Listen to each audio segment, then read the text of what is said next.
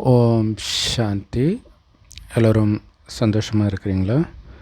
So இன்றைக்கி India ஃபுல்லாக பேசப்படுற ஒரு விஷயம் என்ன அப்படின்னா, சோனம் ரகுவன்ஷி அப்படிங்கிற ஒரு பெண் தன்னுடைய கணவனை, புதுசாக கல்யாணமான கணவனை ஹனிமூனில் கொலை பண்ணி தப்பிச்சு போயிருக்கிறா அப்படிங்கிறது தான். ஸோ இந்த மாதிரி நிறைய விஷயங்கள் நம்ம பார்த்துட்டு தான் இருக்கிறோம். ஆனால் சில சமயம் இது நேஷ்னல் மீடியா கவர் பண்ணுறாங்க. பட் ஆனால் இது மாதிரி பல தடவை இந்த மாதிரி சம்பவம் நடந்துக்கிட்டே தான் இருக்குது உலகம் ஃபுல்லாகவே. ஸோ இவங்க சோனம் ரகுவன்ஷி அப்படிங்கிறது ஒரு பெரிய பணக்கார வீட்டு பெண். ஒரு சொந்த கம்பெனி நடத்துகிறாங்க. அந்த கம்பெனியில் ஒரு பையன் வேலைக்கு சேர்றான். அந்த பையனோட இவங்களுக்கு பழக்கம் வருது, நெருங்கிய பழக்கம் வருது. ஸோ அது ஒரு 2 வருஷம் போல் இருக்குது. அதுக்கு பிறகு அவங்கள கல்யாணம் பண்ணி வைக்க முடியாது. எப்படி வேலை பார்க்குற பையனை போய் கல்யாணம் பண்ணுறது, நம்ம ஸ்டேட்டஸ் என்ன ஆகிறது, நாங்கள் ஒரு நல்ல வரனை பார்த்துருக்குறோம் அப்படின்ட்டு ராஜா ரகுவன்ஷின்றவரை கல்யாணம் பண்ணி வைக்கிறாங்க. ஆனால் அந்த என்கேஜ்மெண்ட் ஆன பிறகு கூட இவர் ஃபோன் பண்ணாலும் எடுக்கிறது இல்லை, எதுவும் பெருசாக ரிப்ளை பண்ணுறது கிடையாது. ஸோ அப்புறம் இதை கேன்சல் பண்ணிடலாம் மேரேஜ், அந்த பொண்ணுக்கு பிடிக்கல போல இருக்குன்னு அவர் சொல்லியிருக்கிறார். அதுக்கப்புறம் இவங்க அம்மா போய் அந்த பொண்ணை டைரெக்டாக பார்த்து, என்னம்மா பிடிக்கலையா உனக்கு அப்படின்னு கேட்குறாங்க. அப்படிலாம் இல்லை, கொஞ்சம் வேலை பிஸியாக இருந்துச்சு அப்படின்னு சொல்லி கேன்சல் ஆகாமல் அந்த மேரேஜ் கல்யாணம் ஆகி, கல்யாணமான பிறகும் ஒரு மாதிரி இருக்கும்போது நம்ம ஹனிமூன் போகலாம் அப்படின்ட்டு இந்த பிளேஸ் எல்லாம் அந்த பொண்ணு தான் டிசைட் பண்ணுறான். நான் ஏற்கனவே போயிருக்கிறேன் மேகாலயாவுக்கு, ஸோ ரொம்ப அற்புதமான இடம் அந்த சைடு ஃபுல்லாகவே. ஸோ அந்த இடத்துக்கு போகணும் அப்படின்ட்டு, கல்யாணம் நடந்தது மத்திய பிரதேஷ் இவங்க இருக்கிற இடம். அங்கேருந்து 2500 கிலோமீட்டருக்கு அண்ணாண்டு இருக்கிற மேகாலயாவுக்கு போயிருக்கிறாங்க. ஆனால் இவருக்கு விருப்பம் கிடையாது. பட் பொண்ணு சொல்கிறலேன்ட்டு, அதுவும் நான் அந்த நகையெல்லாம் எடுத்துகிட்டு வாங்க, கொஞ்சம் காசெல்லாம் கூட தேவைப்படுது, இப்படியெல்லாம் சொல்லி அந்த பொண்ணு கன்வின்ஸ் பண்ணி எடுத்துகிட்டு வர வச்சுருக்கிறா. ஸோ இது ஒரு சந்தேகத்தை கண்டிப்பாக ஏற்படுத்தும் இல்லையா? ஆனால் அது ஏற்படுத்தாமல் இருக்குது இல்லையா? அதுதான் இந்த உறவு. வேறு எந்த உறவில் இப்படி கேட்டாலும் டக்குன்னு சந்தேகம் வரும். ஆனால் இந்த காமம் சார்ந்த உறவு, அது திருமணமாக இருக்கணும்னு கூட அவசியம் இல்லை. லவராக இருந்தாலும் இதே மாதிரி தான் இருக்கும், கள்ள தொடர்பாக இருந்தாலும் இப்படி தான் இருக்கும், புத்தி வேலை செய்யாது. ஸோ இவர் போயிருக்கிறாரு. ஆனால் இந்த நேரத்தில் இந்த பொண்ணு, அந்த பாய் ஃப்ரெண்ட் ராஜ் குஷ்வஹா, கணவன் பேர் ராஜா, லவர் பேர் ராஜ். ஸோ ரெண்டுமே ஒரே அர்த்தம் தான். ஸோ அவனுக்கு ஃபோன் பண்ணி இந்த மாதிரி போயிருக்கிறேன் அப்படின்ட்டு கூகுள் மேப் ஷேர் பண்ணுறாங்க. இவங்க ஏற்கனவே பிளான் பண்ணிட்டாங்க இவனை கொலை பண்ணணுன்ட்டு. ஸோ அங்கே ஆள் நடமாட்டமே இல்லாத ஒரு இடம். அங்கே போய் கொலை பண்ணியிருக்கிறாங்க. எப்படி கொலை பண்ணியிருக்கிறாங்கன்னா, இவங்க அதுக்கு முன்னாடியே எங்கெங்கேயோ போகும்போது அப்படி கேஷுவலாக சந்திக்கிற மாதிரி ஒரு 3 பேர் எப்படியோ அவங்களுக்குள்ளே அறிமுகமாகுது. இவங்களுடைய கணவனுக்கும் அந்த 3 பேருக்கும் என்ன 2 பேருக்கும் காமனாக இருக்குது அப்படின்னா, இவங்க ஹிந்தி பேசுகிறவங்க. ஸோ நார்த் இந்தியா ஃபுல்லாக ஹிந்தி பேசுகிறது இல்லைன்றதே இப்போ தான் தெரியுது. ஸோ அப்போ அங்கே சுற்றி யாருமே ஹிந்தி பேசாத போது ஹிந்தி பேசுகிறவங்கள அவங்களுக்கு அது தோணும் இல்லை. இப்போ நம்மளே நார்த் இந்தியாவுக்கு போகிறோம், அங்கே யாருமே தமிழே பேசலை, தமிழ் பேசுகிறவங்க இருந்தாங்கன்னா நம்ம அவங்க கூட ஒட்டிக்குவோம். ஸோ அந்த மாதிரி தான் அந்த 3 பேரோட இவங்க க்ளோஸ் ஆகுறாங்க. சும்மா அப்படி கேஷுவலாக ஆன மாதிரி. ஆனால் ஏற்கனவே பிளான் பண்ணி வந்தவங்க தான் அவங்க. அதுக்கு முன்னாடி ஒரு டூரிஸ்ட் கைடு பார்க்குறாங்க, அதுக்கப்புறம் வேண்டான்னு சொல்லிடுறாங்க. அதுக்கு அடுத்த நாள் சொல்லிட்டு வேறு யாரு கூட போயிடுறாங்க, வேறு டூரிஸ்ட் கைடோட. அடுத்த நாள் அந்த டூரிஸ்ட் கைடை பார்க்கும் பொழுது, ஃபஸ்ட்டு வரும்போது கணவன் மனைவி 2 பேர் மட்டும் வந்தாங்க. இப்போ பார்க்கும்போது இவங்க கூட அந்த எக்ஸ்ட்ரா 3 பேரையும் பார்க்குறாங்க. பார்க்கும்போது இருக்கிறதுலே ரொம்ப ஆபத்தான ஒரு பாதையை நோக்கி அவங்க போகிறத இவங்க பார்த்துருக்காங்க. கூட டூரிஸ்ட் கைடு இல்லை. ஸோ அதை பின்னாடி இந்த கொலை நடந்த பிறகு அவருடைய சாட்சி ரொம்ப கிரிட்டிக்கலாக இருந்திருக்குது. ஸோ அப்படி போகும்பொழுது ஒரு ஏற்கனவே ஆன்லைனில் ஏதோ ஒரு ஆயுதம், ஏதோ ஒரு கத்தி மாதிரி ஒன்று ஆர்டர் பண்ணியிருக்கிறாங்க. ஸோ அதை எடுத்து ஒரு ஸ்பாட்டுக்கு போகும்போது அந்த பொண்ணு அப்படியே பின்னாடி இருந்துட்டு அவனை கொலை பண்ணுன்னு கத்தினாலாம். கத்தி தான் கொலை பண்ணியே இருக்கிறாங்க. ஆனால் இது வந்து நடந்த சம்பவத்தை அப்படியே சொல்கிறோம். ஆனால் உண்மையிலே இதெல்லாம் கண்டுபிடிக்கிறதுக்கு முன்னாடி எப்படி இருந்துச்சு அப்படின்னா, 2 பேர் போனாங்க, ஹனிமூனுக்கு போனாங்க. கணவனுடைய சடலம் கிடச்சிது, மனைவியை காணோம். யாரோ மனைவியை கடத்திட்டு போயிட்டுருப்பாங்க. ஏன்னா கையில் நகையெல்லாம் இருக்குது இல்லையா. ஸோ அதெல்லாம் பிளான் பண்ணி தான் அந்த பொண்ணும் அப்படிலாம் பண்ணியிருக்கிறாங்க. ரொம்ப ஸ்கெட்ச் போட்டிருக்கிறாங்க. எவ்வளோ நாள் போட்டாங்க தெரில. ஸோ அதனால் அந்த பொண்ணையே ஒரு 16 நாள் தேடுறாங்க. அந்த பொண்ணு இறந்துட்டாளா இல்லையா, அவங்க வீட்டில் இல்லை, அவள் இருப்பா. நிறைய பேர் அந்த பொண்ணு கொலை பண்ணியிருப்பாங்க, இப்படிலாம் போய் சொல்லாதீங்க, எங்கள் பொண்ணு ஒன்றும் அப்படி பண்ண மாட்டா, அப்படி இப்படின்லாம் சொல்லி அதுக்கப்புறம் ஒரு 16 நாள் கழித்து அந்த பொண்ணு ஃபோன் பண்ணி சரண்டர் ஆனதாக ஒன்று சொல்கிறாங்க. இன்னொன்று அவங்க அண்ணனுக்கு ஃபோன் பண்ணும்போது அதை ட்ராக் பண்ணி போலீஸ் போய் அரெஸ்ட் பண்ணதாகவும் சொல்கிறாங்க. ஸோ அதுக்கப்புறம் அந்த பொண்ணுக்கிட்ட விசாரணை பண்ணும்போது அந்த பொண்ணு தான் இந்த விஷயத்தெல்லாம் ஒத்துக்கிறாங்க.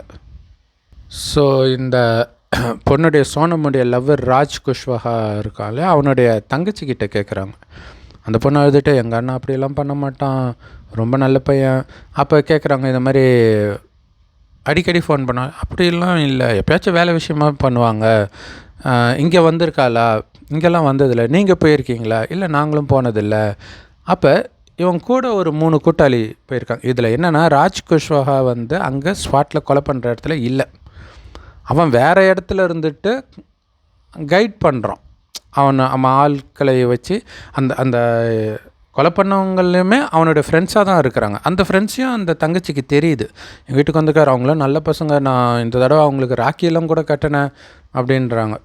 ஸோ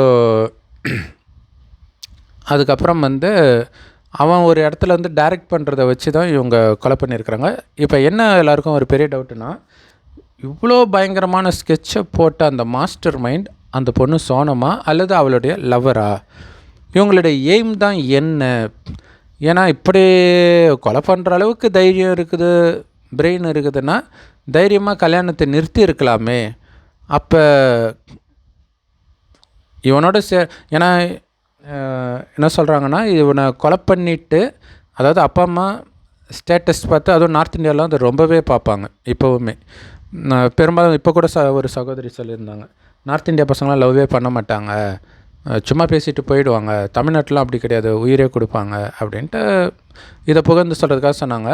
ஆனால் உண்மையிலே அப்படி அந்த பசங்க இருக்கிறத நானும் பார்த்துருக்குறேன். காலேஜில் படிக்கும்போது வேலை பார்க்குற இடத்துல ஒரு பையன் பார்த்தா பேசிக்கிட்டே இருப்பான் ஒரு பொண்ணுக்கிட்ட ஃபோனில். அப்போ என்ன லவ் பண்ணுறியா அப்படின்னு கேட்கும். நான் லவ்லாம் பண்ண மாட்டேன் அப்படின்றான். ஏன் லவ் பண்ண மாட்டேன்னா, நான் எங்கள் அம்மா கிட்ட ப்ராமிஸ் பண்ணியிருக்கிறேன். என்ன இது அப்படின்னும்போது, அதெல்லாம் உனக்கு புரியாது அப்படின்னா. அது ஆச்சரியமாக இருந்தது. ஸோ அவங்க அது ரொம்ப இந்த ட்ரெடிஷன் மதிக்கிறாங்க. ஸோ அப்போ வந்து அது இல்லாமல் அந்த கம்பெனியோடைய முதலாளியாக அவள் பிஸ்னஸ்க்குள்ளே வந்திருக்கிறா, ஃபேமிலி பிஸ்னஸ்க்குள்ளே. ஸோ அப்போ அதாவது வேலையே பார்க்கல, அது வேறு விஷயம். இப்போ அவங்களுக்கு தெரியல எவ்வளோ கோடிக்கணக்கில் சொத்து இருக்குது, அதையெல்லாம் விட்டுட்டு ஒருத்தன் பின்னாடி போக அவள் தயாராக இல்லை. அதே நேரத்தில் அவனை விடவும் தயாராக இல்லை. மேபி கமிட்மெண்ட்டாக இருக்கலாம், என்னவோ. ஆனால் இவங்க வீட்டில் ஏற்றுக்க தயாராக இல்லை. அது எப்படி ஒரு வேலை? அதுவும் இல்லாமல் அந்த பொண்ணை விட அந்த பையன் ரொம்ப சின்ன பையன் வேறு, 21 வயசோ என்னமோ தாம்பில் இருக்குது.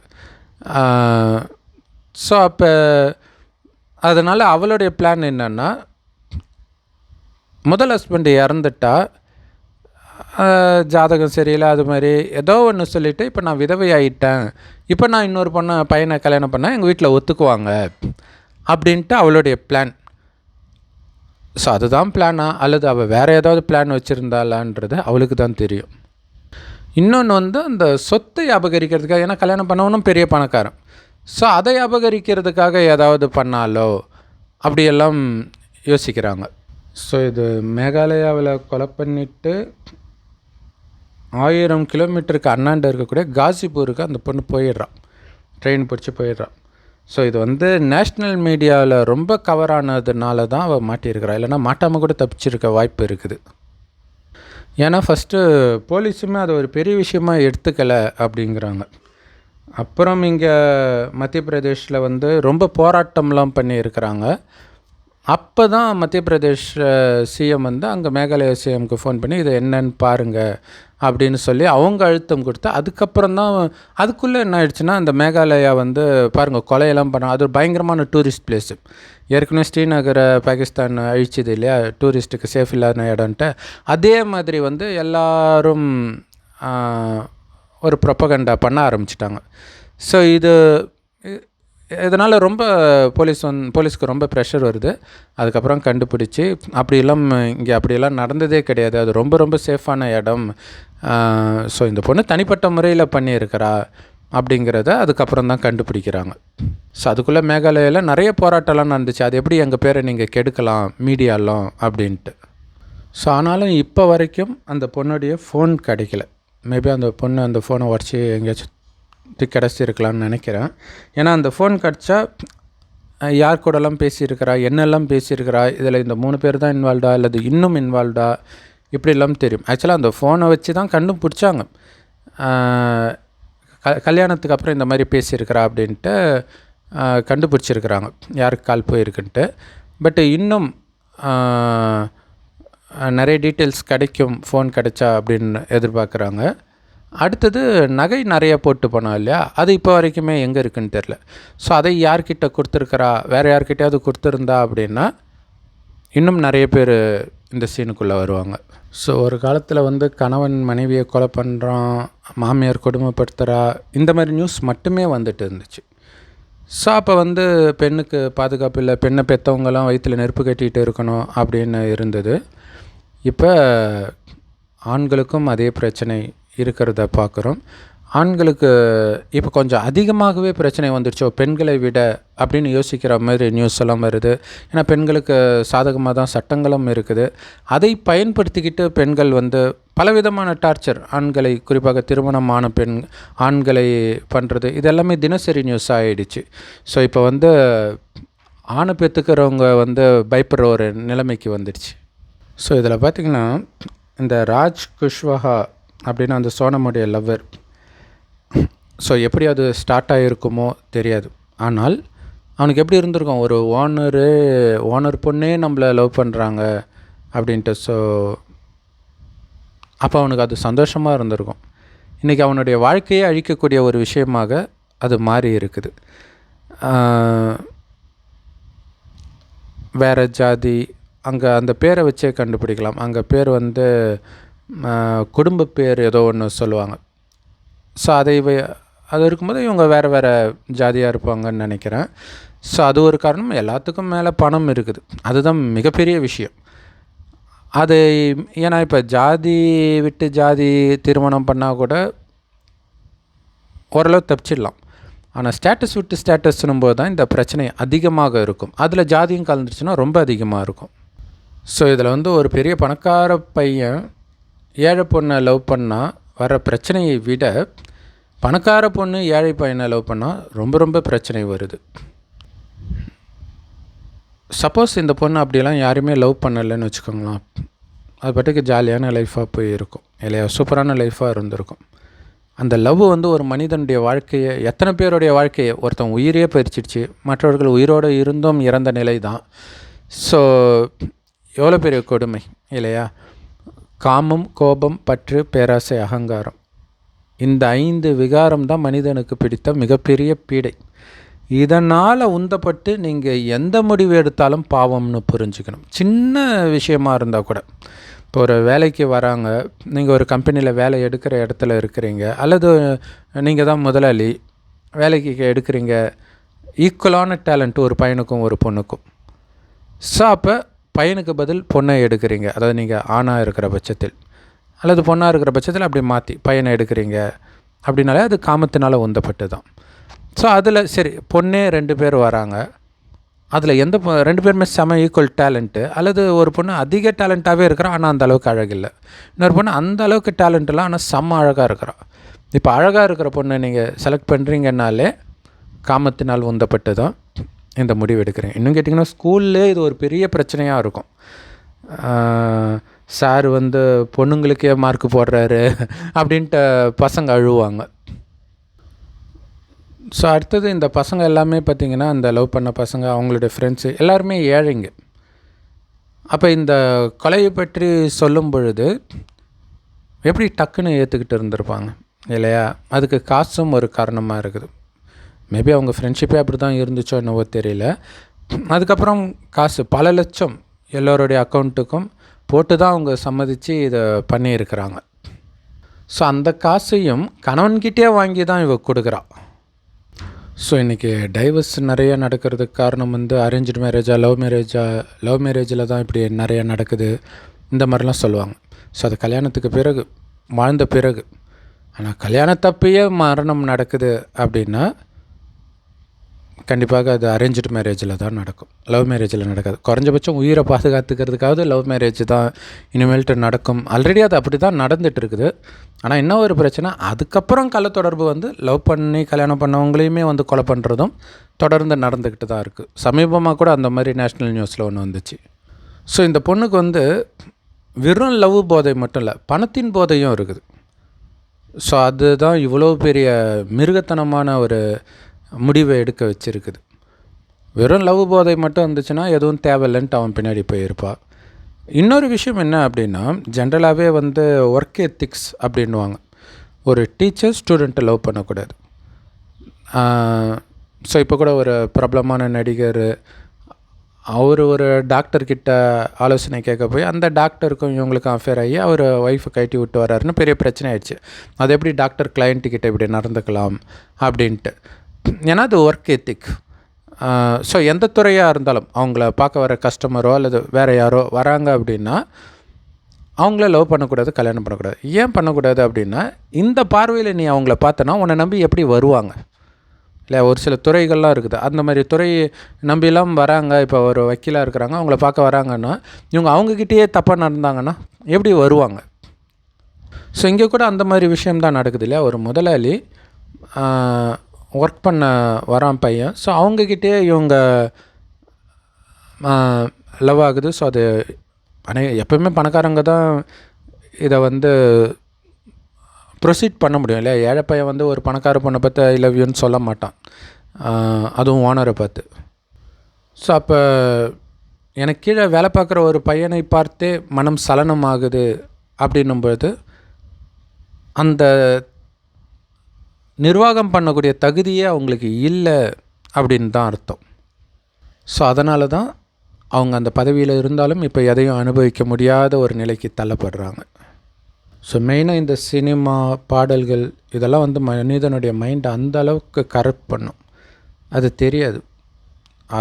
அது சாராயம் இதையெல்லாம் விட பயங்கரமான ஒரு தவறான வழியில் நம்மை நடத்தக்கூடியது. ஏன்னா புத்தியை ஒரு மயக்க நிலைக்கு எடுத்துகிட்டு போகுது. லவ் பண்ணும்போது அது சாதாரண லவ் மாதிரி தெரியும், ஆனால் அதன் மூலமாக தான் மனிதனுக்குள்ளே இருக்கக்கூடிய எல்லா வக்கர புத்தியுமே வெளிப்பட ஆரம்பிக்கும். ஸோ அப்போ பாருங்களேன், அந்த மாதிரி ஒரு இடம் ரொம்ப உயரமான 200 அடி பள்ளத்தாக்கில் தான் அந்த கணவனை கொண்டு போட்டிருக்கிறாங்க. ஸோ அந்த இடத்துக்கு அந்த பொண்ணு சொன்ன மாதிரி அந்த பொண்ணே போயிச்சோ அல்லது லவ்வர் இதுக்கு முன்னாடி போய் பார்த்தானோ தெரில. அதை பார்த்த உடனே இல்லை, அது ஒரு ஜாலியாக இருக்குது, எல்லாம் இருக்குது, ஆனால் ஒருத்தரை கொலை பண்ணணும் அந்த இடத்துல தான் அப்படிங்கிறது டக்குன்னு மைண்டில் ரெக்கார்ட் ஆகி அந்த நேரம் ஞாபகம் வருது பாருங்கள். அந்த இடத்துக்கு போகணும் எவ்வளோ தூரமாக இருந்தாலும். ஸோ அந்த இடத்துக்கு போகிறதுக்கு எப்படி கூப்பிட்டுட்டு போகலாம், வேறு எந்த உறவு கூப்பிட்டாலும் ஏமாந்து யாரும் போக மாட்டாங்க இல்லை? இந்த காதல் காமம் சார்ந்த உறவு தான் புத்தியை அந்த அளவுக்கு மழுங்கடிக்கும். ஆக்சுவலாக நிறைய பேருக்கு தானாகவே அந்த மாதிரி உயரமான இடத்துல இருக்கும்போது நம்மளை யாரோ பிடிச்சி தள்ளி விடுறாங்க அப்படிங்கிற ஒரு எண்ணம் வரும். தள்ளி விட்டால் என்ன ஆகும் அப்படிங்கிற ஒரு எச்சரிக்கை உணர்வு வரும். எனக்கு தெரிஞ்சு கண்டிப்பாக அந்த இறந்து போன சோனமுடைய கணவருக்கும் அது வந்திருக்கும், ஆனால் சுதாரிக்கிறதுக்குள்ளே எல்லாமே நடந்திருக்கும். ஆக்சுவலாக தள்ளி விட்டு சாகடிச்சிட்டு தான் தூக்கியே போட்டிருக்கிறாங்க. ஸோ திருமணமான பிறகு நிறைய இந்த மாதிரி கொலை பண்ணுறது, பெண்கள் கொலை பண்ணுறதை நம்ம பார்க்குறோம். அதாவது கள்ளத்தொடர்புனால கொலை பண்ணுறது ஒன்று, சொத்துக்காக கொலை பண்ணுறது ஒன்று இருக்குது, டார்ச்சர் தாங்காமல் கொலை பண்ணுறது இருக்குது. ஸோ இது மூணுமே நடந்துகிட்டு இருக்குது. ஆனால் நடந்த விஷயத்தை விட இந்த மாதிரி எண்ணங்கள் பெண்களுக்கு அதிகமாக வருது அப்படிங்கிறது உண்மை. பட்டு ஏதோ கடவுள் புண்ணியத்தில் அதை எக்ஸிக்யூட் பண்ணாமல் அவங்க தப்பிச்சிடுறாங்க. எக்ஸிக்யூட் பண்ணால் இன்னும் அவர்களுடைய வாழ்க்கை கொடுமையாக இருக்கும். ஆக்சுவலாக அந்த மாதிரி எண்ணம் நமக்கு வருதுன்னு வச்சுக்கோங்களேன். ஏன்னா தற்கொலை பண்ணுறத அதை பற்றி எல்லோரும் பேசுகிறாங்க, ஆனால் கொலை பண்ணுறதை பற்றி யாரும் பேச மாட்டுறாங்க இல்லையா? கொலை பண்ணுற எண்ணம் வர்றது தற்கொலை பண்ணுற எண்ணத்தை விட மோசமான டேஞ்சர் இல்லையா? அப்படி அந்த கொலை பண்ணணுன்ற ஒரு எண்ணம் வருது. அந்த எண்ணம் வருவதற்கு யார் காரணமாக இருக்கிறாங்களோ உடனடியாக அவங்கள விட்டு எட்ட ஓடி போயிடுங்க. அதுக்காக நீங்கள் எதையும் இழக்க தயாராக இருக்கணும். இல்லாட்டினா உங்கள் வாழ்க்கையே போயிடும் இல்லையா? அந்த மாதிரி நீங்கள் பண்ணிட்டீங்கன்னா என்ன ஆகும்? உண்மையிலே இந்த ராஜா ரகுவன்ஷிக்கு கொஞ்சம் மன உளைச்சல் இருந்திருக்கும். என்னடா இவ்வளோ செலவாகுது அப்படின்னு இருந்திருக்கும். பட் இருந்தாலும் அந்த ஒரு கல்யாண போதையில் அதுக்கு பெருசாக முக்கியத்துவம் கொடுத்துருக்க மாட்டார். ஸோ அதுக்கப்புறம் அங்கே அடித்தது கொஞ்ச நேரம் அவர் சித்திரவதை அனுபவிச்சிருக்கலாம். ஆனால் அதுக்கப்புறம் அவருடைய மனைவி சோனம் ரகுவன்ஷி அனுபவித்த, அதை போலீஸ்க்கு மாற்ற முன்னாடி வரையும் அனுபவித்த சித்திரவதையே சாதாரண சித்திரவதை கிடையாது இல்லையா? அவள் பட்டுக்கு ஒரு திட்டத்தனமாக ஒரு காரை பிடிச்சி ட்ரெயினை பிடிச்சி இங்கே அங்கே ஹோட்டலில் தங்குறா. ஸோ எங்கே இப்போ ஹோட்டலில் எல்லா இடத்துலையும் டிவி வேறு இருக்கும். அதை பார்த்தாலே இவளுடைய நியூஸ் தான் ஓடுதுன்னும் போது எப்படி இருக்கும்? வெளியிலே வர முடியாது. ஏன்னா ஹோட்டல் ரூம்லாம் அப்படியே சாதாரணமாக கொடுத்துட மாட்டாங்க. ஆதார் கார்டு கேட்பாங்க, பேரை பார்த்தோடனே மாட்டிக்குவா.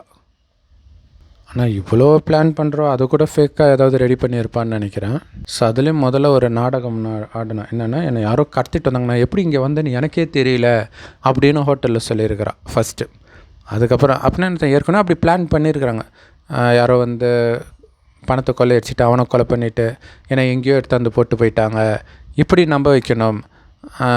இன்னொன்று இதை பெருசாக இந்த அளவுக்கு ஆகும் அப்படின்னு அவள் எதிர்பார்த்துருக்க மாட்டாள். ஏன்னா அது 2500 கிலோமீட்டருக்கு அண்ணாண்டு நடக்கிற விஷயம். ஸோ அங்கேயும் இங்கேயும் பெருசாக கோரிலேஷன் இருக்காது அப்படிங்கிறதான் அவள் பிளான் பண்ணாள். ஆனால் விதி அவளுக்கு எதிராக நல்ல ஸ்ட்ராங்காக இருந்திருக்குது. ஸோ இதில் என்னென்னா, லவ்வருக்காக இவன் கொலை பண்ணுறான்.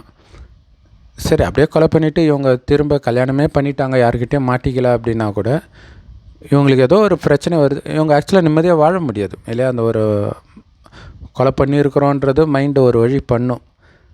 ஏதாவது ஒரு பிரச்சனைனா 2 பேரும் மிரட்டிக்குவாங்க. அவனே ஏற்கனவே கொலை பண்ணிட்டு தான் வந்திருக்கிறான், அவனை விட்டுருவானா அப்படின்ட்டு அவ்வளோ மிரட்டுவா, இவனும் மிரட்டுவான். ஸோ அந்த பிளான் போட்டது இது ஒரு பயம் இருந்துக்கிட்டே இருக்கும்.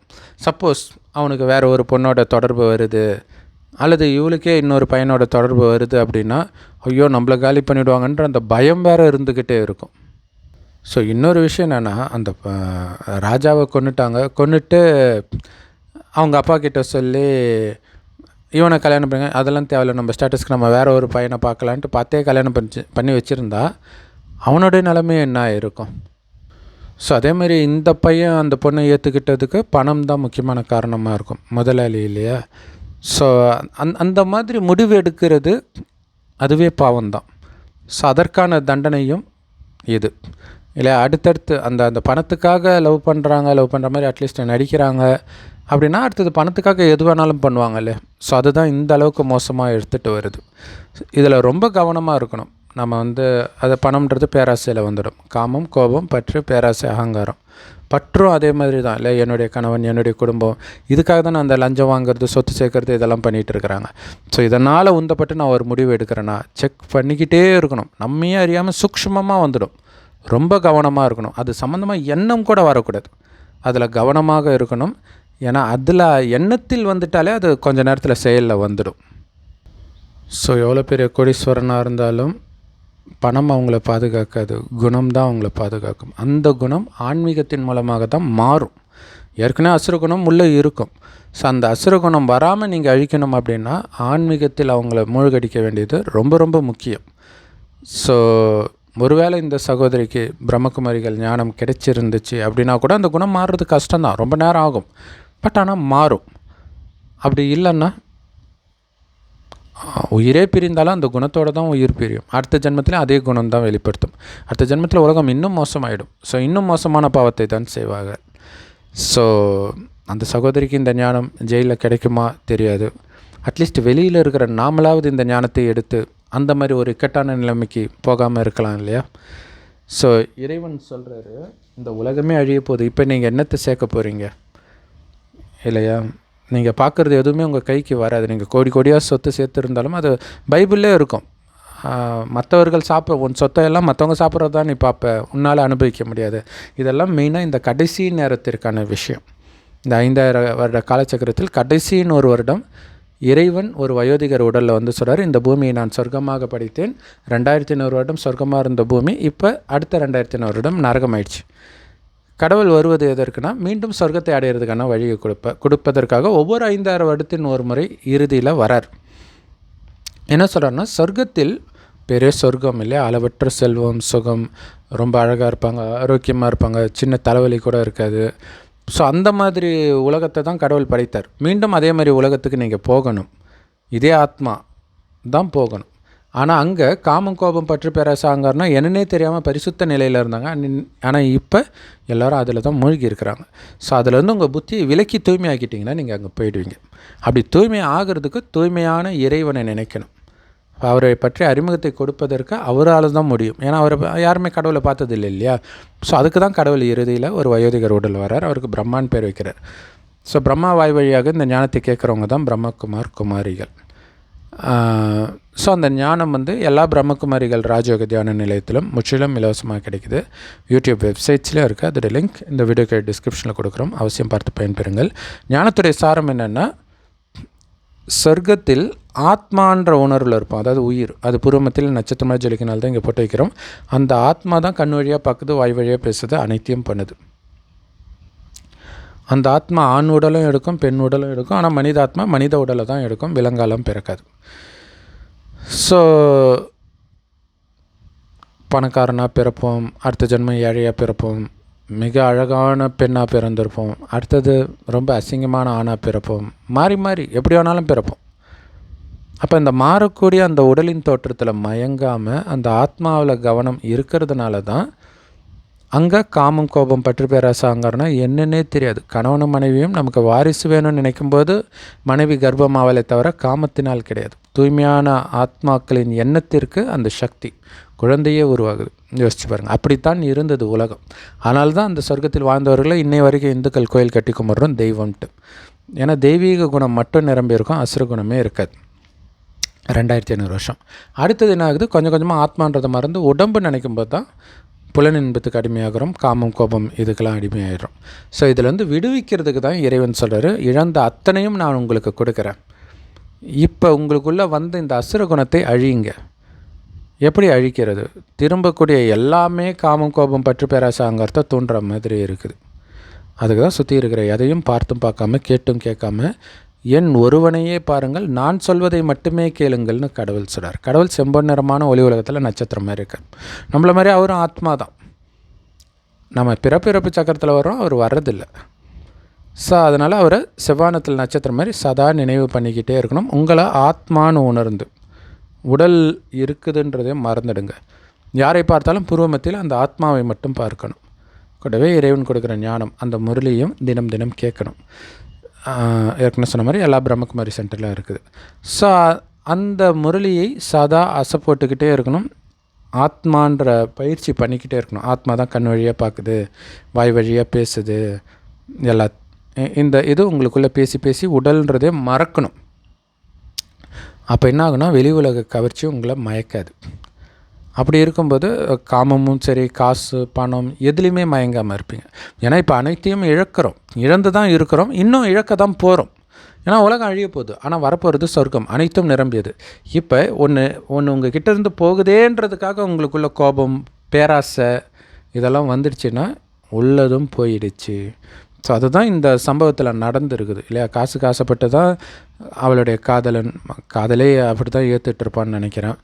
அதுக்கப்புறம் கொலை பண்ணுறதுக்கு போனாங்க, அவங்க வாழ்க்கையை போச்சு பாருங்கள். ஸோ இந்த மாதிரி அதாவது இந்த மாதிரி ஒரு சூழ்நிலை, இந்த மாதிரி நபர்கள் உங்கள் தொடர்பில் வராங்கனாலே உங்களுடைய முன்ஜென்ம பாவம் துரத்த ஆரம்பிச்சிருச்சு. தண்டனை நோக்கி உங்களை தள்ளுதுன்னு புரிஞ்சுட்டு டக்குன்னு எட்ட ஓடி போயிடணும்.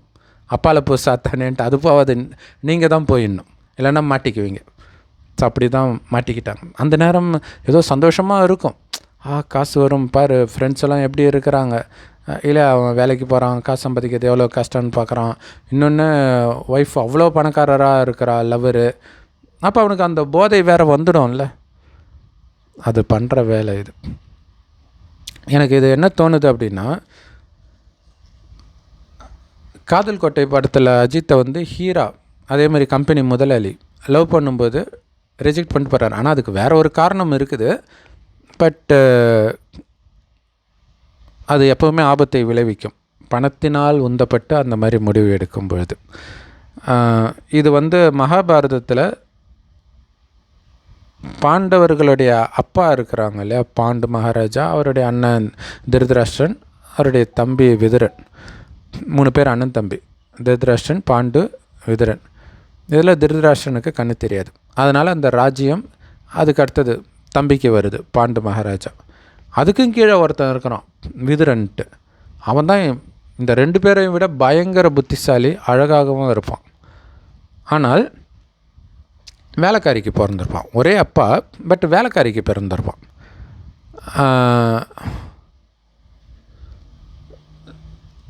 அதனால் ஒரு டைமுக்கு அவனையே தேடி ஒன்று வந்தால் கூட அவன் சொல்லுவான், இல்லை என்னுடைய லிமிட் எனக்கு தெரியும், அதை தாண்டி நான் வரமாட்டேன் அப்படின்வார். ஸோ அப்படி தாண்டதுக்கான முயற்சி தான் இந்த மாதிரி வேறு ஸ்டேட்டஸ் உள்ள பொண்ணை கல்யாணம் பண்ணுறது, இந்த மாதிரி விஷயங்கள்.